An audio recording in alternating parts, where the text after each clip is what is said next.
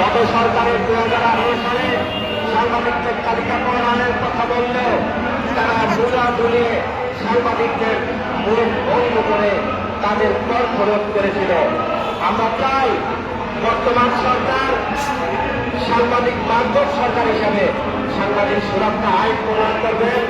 সাংবাদিক সুরক্ষা আইন প্রণয়ন করা হলে এই সাজ্জাদের মতো সাংবাদিকরা হাত পা ভেঙে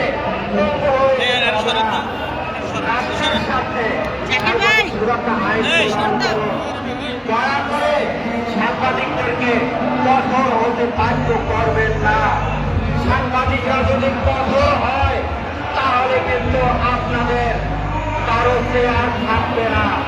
অনুরোধ করব এই দেশ গঠনের ৫-৫০ বছর এদেশের সাংবাদিকদের যেভাবে পেটের ক্ষুধা নিবারণ হয়নি তেমনি হয়নি সাংবাদিকদের সুরক্ষা। আমরা চাই সাংবাদিক সুরক্ষা আইন প্রণয়ন করবেন, সাংবাদিকদের তালিকা প্রণয়ন করবেন, সাংবাদিক সুরক্ষার জন্য নীতিমালা প্রণয়ন করবেন, সাংবাদিক নিয়োগ নীতিমালা। এই নীতিমালার ফলে কে সাংবাদিক হবেন এবং কে সাংবাদিক হবেন না তার শিক্ষাগত যোগ্যতা কি হতে হবে সেটি আমাদের বর্তমান তথ্যমন্ত্রী পাবনায় গিয়ে একটি মত বিনিময় সভায় তিনি বলে এসছেন যে সাংবাদিকদের ন্যূনতম স্নাতক ডিগ্রি পাস হতে হবে। আমরা সেটিকে সমর্থন জানাই। তবে বিগত দিনে যারা দীর্ঘদিন ধরে সাংবাদিকতা করে আসছেন তাদের ক্ষেত্রে শিক্ষাগত যোগ্যতা শিথিল করে ন্যূনতম স্নাতক ডিগ্রি পাস করে সাংবাদিক নিয়োগ নীতিমালা প্রণয়ন করুন।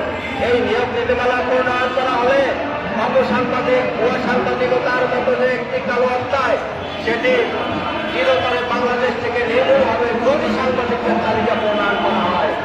সাংবাদিকদের তালিকা প্রণয়ন না করার কারণে রাস্তায় বহু সাংবাদিক যে তার সাথে পরিচয় হবে তিনি সাংবাদিক।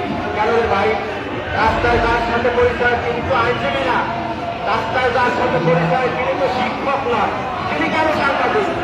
এই জন্য সাংবাদিকদের তালিকা প্রণয়ন করে আইনি নাম্বার প্রদান করতে হবে যে আইনের বলে একজন সাংবাদিক তার নিজের পরিচয় বহন করবে। আজকে এই জাতীয় গণমাধ্যম সপ্তাহ সারা দেশব্যাপী উদযাপিত হচ্ছে। আগামী ৭ তারিখে একই স্থানে এখানে জাতীয় প্রেস ক্লাবে সারা দেশের সাংবাদিকদের সমন্বয়ে আমরা এখানে বৃহৎ সাংবাদিকদের চাবি সমাবেশের আয়োজন করেছি। আগামী ৭ তারিখ বুধবার আপনারা সকলে এখানে উপস্থিত হবেন। আমরা কথা বলবো আমাদের নানা সমস্যা নিয়ে, আমরা কথা বলবো আমাদের সম্ভাবনা নিয়ে, আমরা কথা বলবো সাংবাদিকদের পেটের ক্ষুধা